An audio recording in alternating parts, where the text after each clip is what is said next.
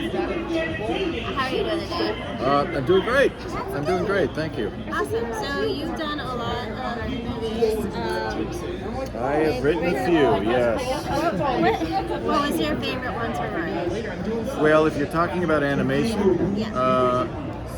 it's a little tough because they're all like children, and it's like picking your favorite, But I would have to say that my two absolute favorites of the four that I wrote for Disney are Atlantis and Hunchback.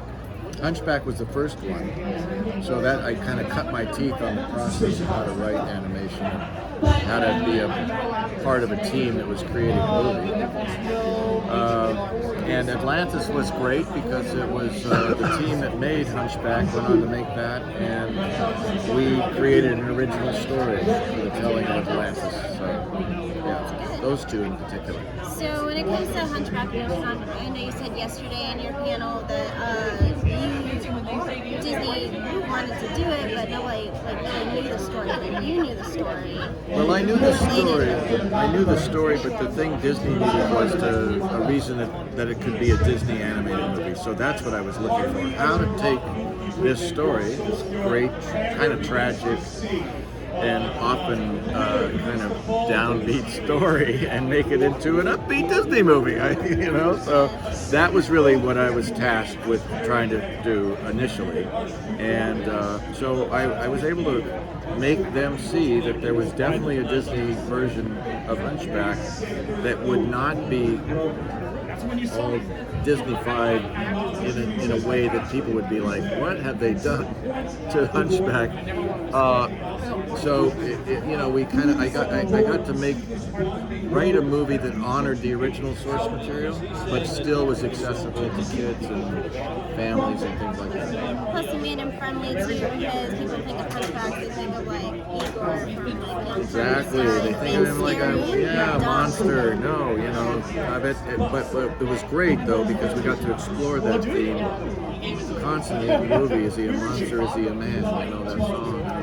Am I a monster? Am I a man? So that was thematically one of the things we were absolutely on point with.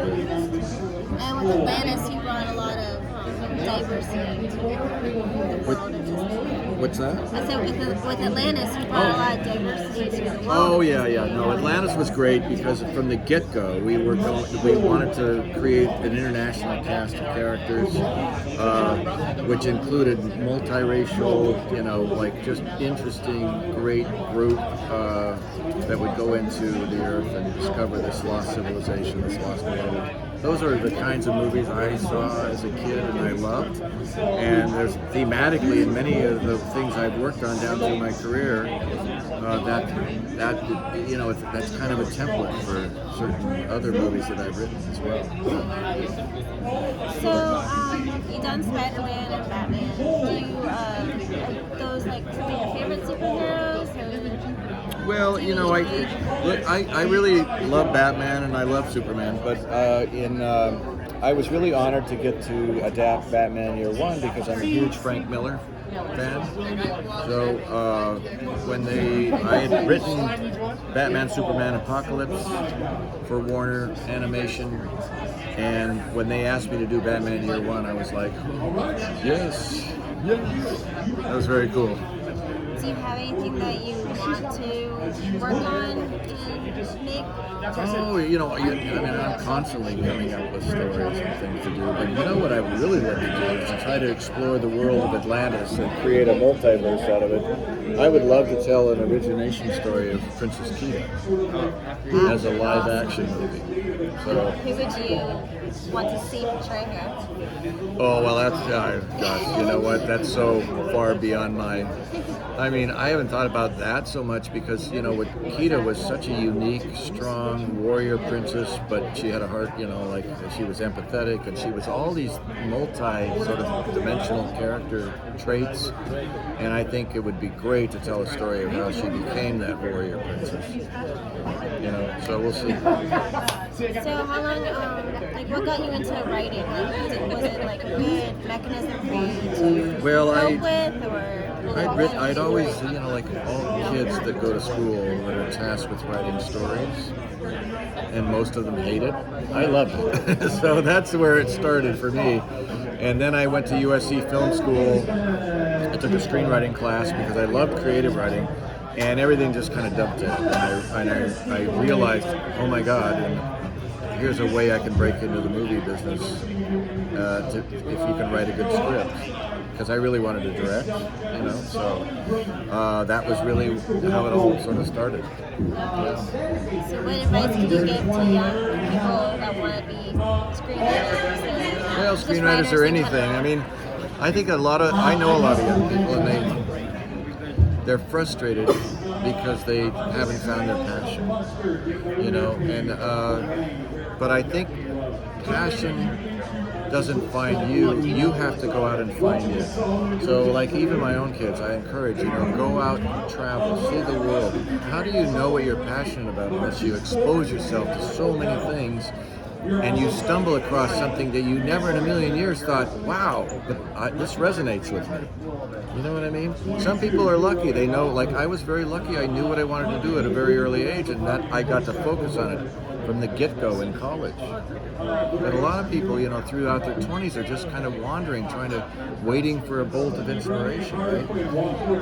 And I just say, don't wait, take those 20s and go out and see the world. Go expose yourself to new things, cool things, different things. Get out of your comfort zone. You'll find your passion, or it'll find you one way or another, right? That's very true. Last question. Yesterday you said during your panel you liked growing up with the monster movies. I did. Who's your favorite? Who's your favorite monster? Well, I grew up in in the 60s, right? Yeah.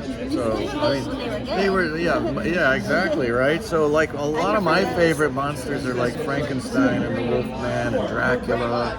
I was a huge Hammer horror fan. Christopher Lee as Dracula, to me, is the ultimate Dracula. And then I was talking to somebody just earlier. I remember specifically, when I was, going to school, and then I was working and I was writing and I was trying to break into Hollywood. There was a movie that came out and I thought, that just looks different. I'm going to go check that out.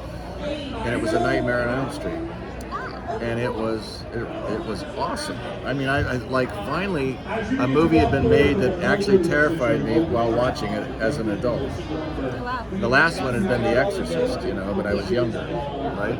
So but I love horror. Effective horror is the best kind, which is they pull back. They don't show everything. They're not as graphic, and they let your mind sort of fill in the blanks, because the scariest thing we can imagine is still up here, not necessarily what we see on the screen. So, those are the most effective movies for me.